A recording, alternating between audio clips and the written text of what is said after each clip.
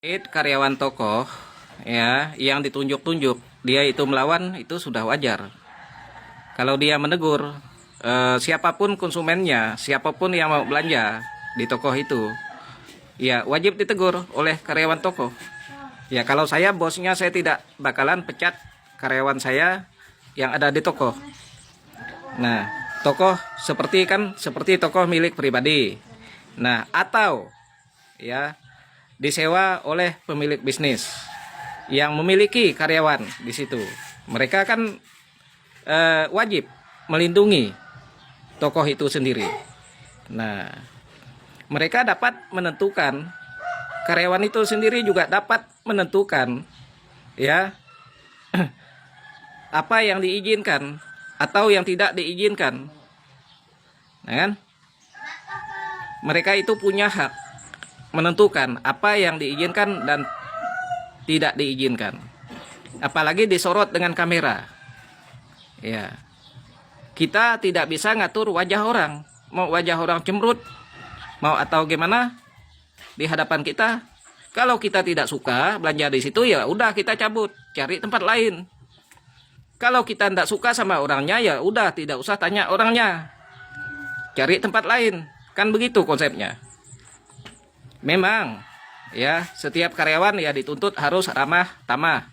Tapi ramah tamah, orang itu bisa ramah tamah ketika orang yang datang ramah tamah. Ya.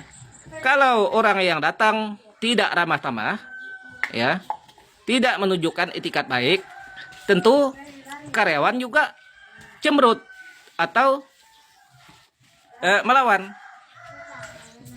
Nah, jadi terkait kita melihat yang viral itu saya lihat kalau orang tokohnya sampai memecat karyawannya itu contoh yang tidak bagus. Contoh yang tidak bagus. Saya berharap tokoh-tokoh yang lain jangan seperti itu, kan? Supaya orang itu bisa menjaga tokohnya dengan bagus. Supaya orang itu merasa punya tanggung jawab yang sama dengan bosnya. Ya kan? Nah, jadi jangan kita ini merasa konten kreator seenaknya itu. Mengamera muka orang tanpa izin itu tidak boleh. Itu ITE doh. Ya. Mengambil foto dan video tanpa si izin, ya, orang pemilik toko atau pemilik rumah atau karyawan itu bisa kena undang-undang itu. Itu melanggar undang-undang. Itu perbuatan jelas. Ya, perbuatan melawan hukum.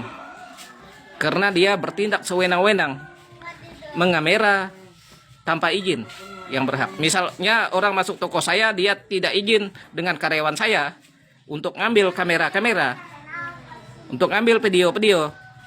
Dia saya akan tuntut lewat jalur hukum. Itu tidak boleh sembarangan. Di toko kan misalnya ada CCTV, itu kan udah cukup.